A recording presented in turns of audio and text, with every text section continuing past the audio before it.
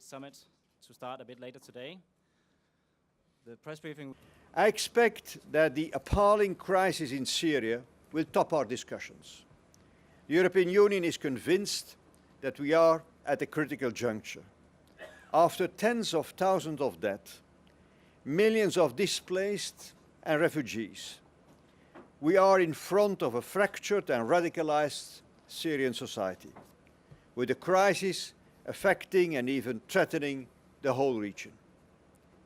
The recent Russian-US initiative to launch a political process of negotiations based on the Geneva principles of June 2012 constitutes the best and the only possible chance we have to halt this conflict, for which there is no military solution. Foreign policy. Later this evening, Prime Minister Cameron will host a working dinner on foreign policy.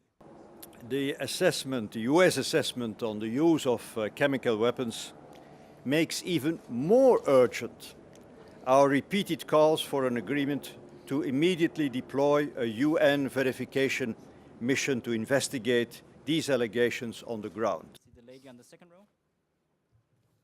Thank you. Rebecca Christie from Bloomberg.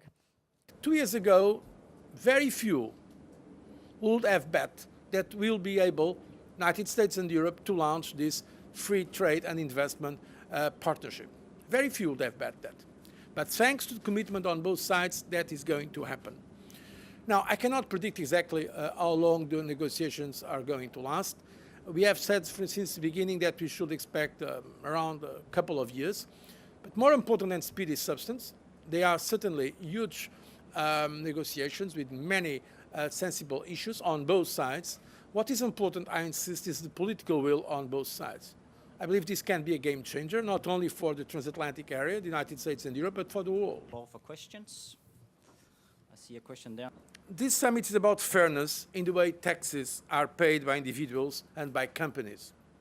Tax evasion and avoidance cost the European Union member states around €1 trillion every year, and the global bill is much higher. I expect this G8 summit to give a powerful signal that we are ready to look for those who do not respect the rules of the game and hold them accountable. For your attention and patience. Have a good summit.